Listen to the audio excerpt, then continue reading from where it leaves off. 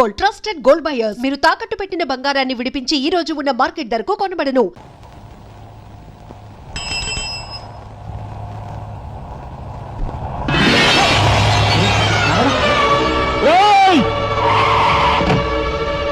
ఏం బాబా కళ్ళు కనపట్టాలా?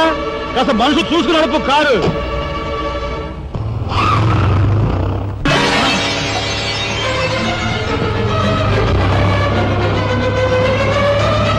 ఎంత పొగర్రా దీనికి.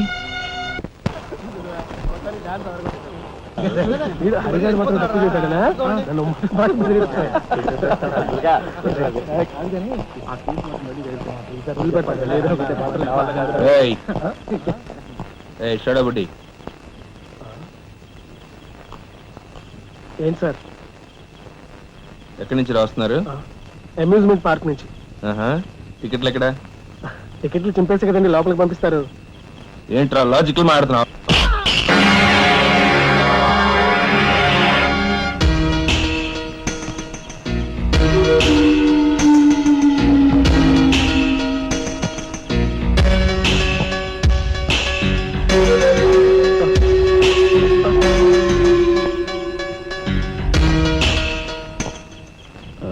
ఎందుకు సార్ మా వాడిని కొట్టారు? పక్క వీధిలో కార్మిక నాయకుడు మర్డర్ జరిగింది.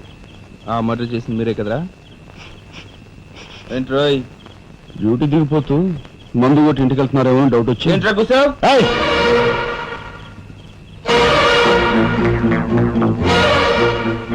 అసలైన నేరస్తులు పట్టుకోవడం చేత కాకపోతే యూనిఫామ్ తీసేసి ఇంట్లో కూర్చో. అంతేగాని రోడ్డు మీద పోయే వాళ్ళని పట్టుకోవాలనుకుంటే ఎవరు ఊరుకోరు. జాగ్రత్త. పోయండి రా.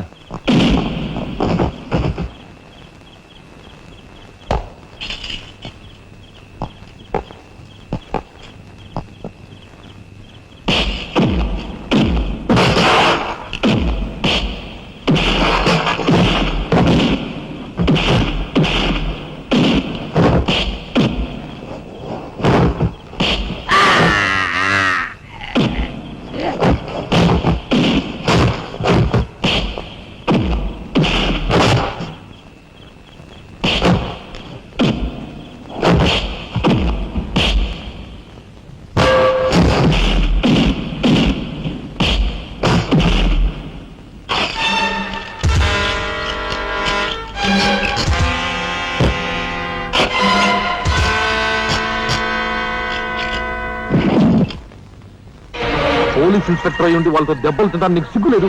24 గంటల్లో ఆ గ్యాంగ్ ని పట్టుకుని పోలీస్ స్టేషన్ లో పెట్టకపోతే నిన్ను మర్డర్ చేస్తాను. అండర్స్టాండ్? వాడేదో నీ పోలికలతో పుట్టాడు కదా అని కాస్త గారాబం చేశాను అంతే. నెత్తి కూర్చున్నాడు. ఏ లోకల్లో ఉన్నావో ఏమో.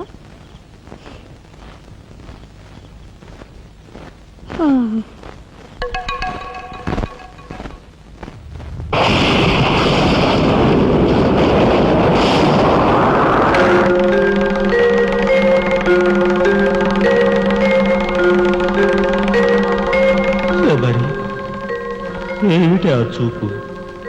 నేను గుర్తుపట్టలేదా? అయ్యా నా దేవుడు, నువ్వా? అయ్యా నన్ను తాకరాదు. ఆత్మ రూపంలో ఉన్న నన్ను తాకితే మాయమైపోతాను. అపచారం అపచారం. అయ్యా పచ్చికుండగా ఒక్కరోజు కూడా గడ్డం మాయనిచ్చేవాడివి కాదు. మగ మహారాజులాగా మెలమెల మెరిసిపోయేవాడివి. ఇప్పుడు ఏంటయ్యా గడ్డం అట్ట మాసింది? అదక్కడి రూల్.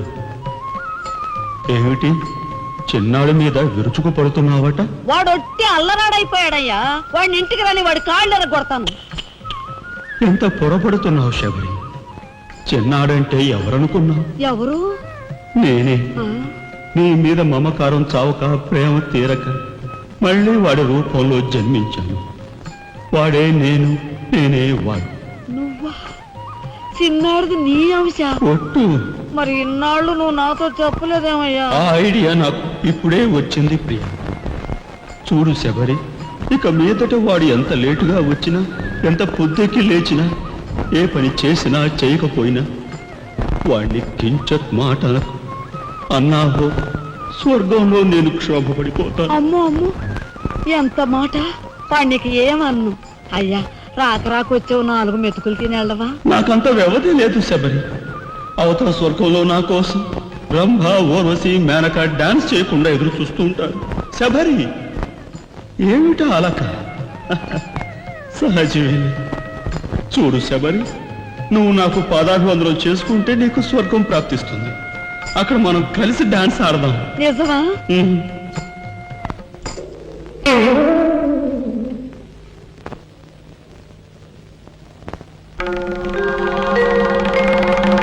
ఏయ్! వస్తున్నా వస్తున్నా వస్తున్నా. తలుపులు బాత్తుడు వినపట్లా? ఏదో లోకంలో ఉండి ఏదో లోకంలో రఫ్ ఆడించేస్తానేమనుకున్నావు? భోజనం చేసావా? ఆ, ఇంకా పడుకోలేదే? నువ్వు వస్తావని. నేను వస్తానని అర్ధరాత్రి వరకు నా కోసం ఎదురు చూస్తుంటే నీ ఆరోగ్యం ఏమైపోతుంది? పడుకో. ఏమిటా చూపు? పడుకో.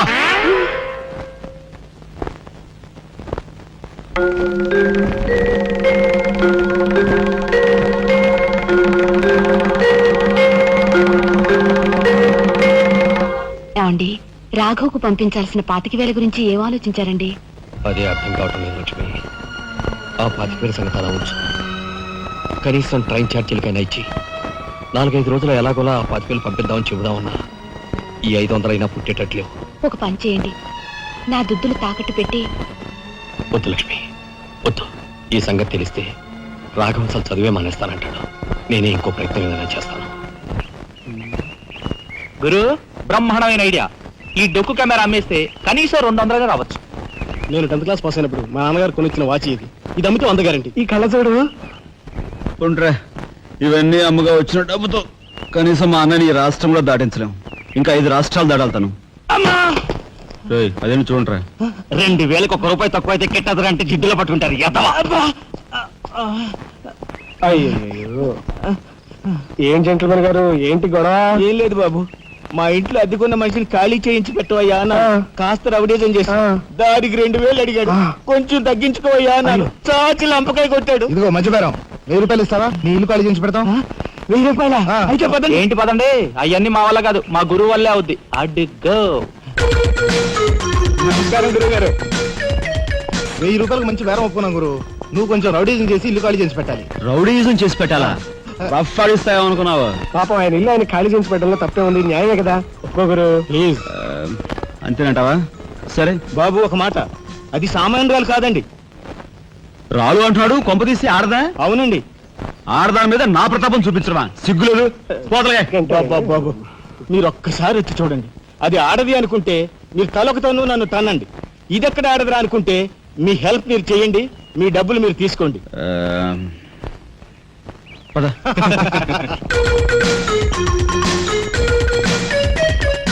ఇదేనండి ఇల్లు.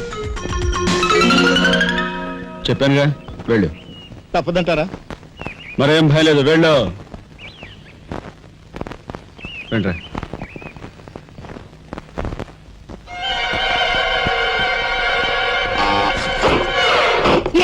మా ఫ్యామిలీ రోడ్డు మీద ఉందమ్మా. ఈ కన్యాకుమారిలో చాలా గొప్ప తల్లి. అయ్యా, అమ్మా, వద్దు వద్దు అన్నాను. వెళ్ళు వెళ్ళు అన్నారు. తీరా లోపలికి వెళ్ళి చూస్తే అది మాత్రం ఆడదు కాదండి బాబు. దీని సంగతి నేను చూస్తా.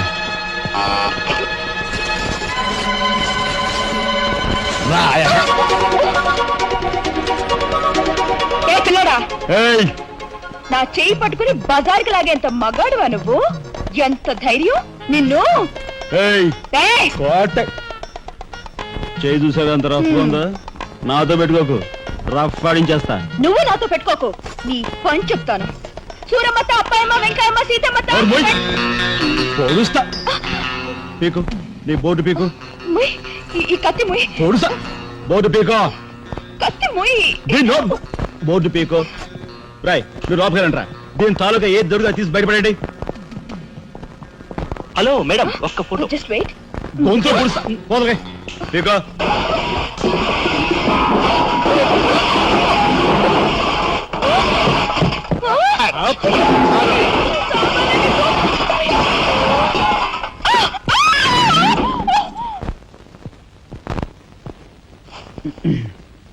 ప్రయత్నాయ్ నువ్వు రేపే ఢిల్లీ వెళుతున్నావు. వారం తర్వాత ఆ 25,000 నీకు అన్నయ్య పంపిస్తాడు. ఇదిగో నీ ప్రయాణపు ఖర్చులు 500. ఏంటి అన్నయ్య ఏమన్నాడా? అన్నయ్య ఆజ్ఞ అనుకో, నా రిక్వెస్ట్ అనుకో. ఇస్తున్నాను, తీసుకో. ఈ డబ్బు నీకెక్కడిది? యక్ష ప్రశ్న వెయ్యొద్దు. ఇస్తున్నా, తీసుకో. అంతేగాని ఎక్కడి నుంచి వచ్చాయి, ఎలా వచ్చాయని డీటెయిల్స్ మాత్రం ఆ అడగ. డబ్బులు నీకు ఎక్కడైరా? చెప్పానా యక్ష ప్రశ్న అడుగుతున్నది నేను. ఎక్కడదా ఈ డబ్బు నీకు? అన్నయ్య చిక్కు చిక్కు. అదే ఈ డబ్బు ఎక్కడదా నీకని అడుగుతున్నాను. చెప్పరా. అలా దబాయిస్తా ఉంటానే.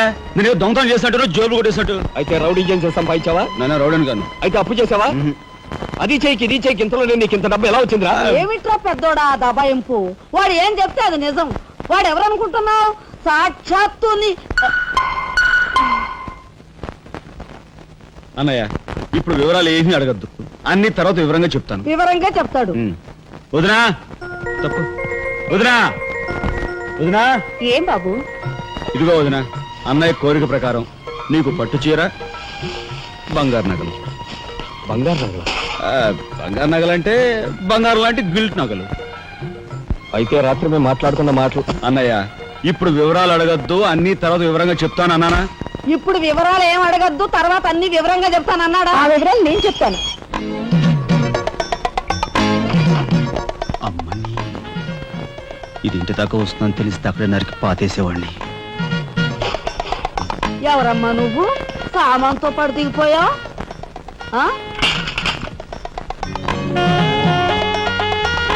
రావే రఫ్ పడతా. Excuse me.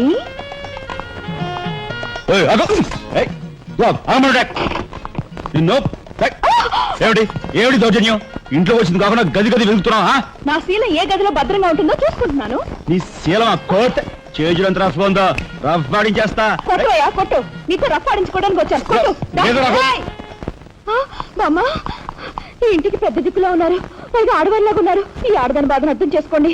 ఈ భారతదేశంలో ఒక ఆడదాని శీలానికి భద్రత లేదా? కనీసం శీలం అంటే నీ బొంద. ముందు నీ బొత్తాలు భద్రంగా పెట్టుకో. నా శీలం బామ్మగారు చూసారా? మీ ముందు ఇలా చూస్తున్నాడు. నాకంతా అర్థం అవుతూనే ఉందరా. అనుమానాలు నాకున్నాయి. నేను అంటోను కాదు. నోరు మూసుకుని పద. నా పెంచి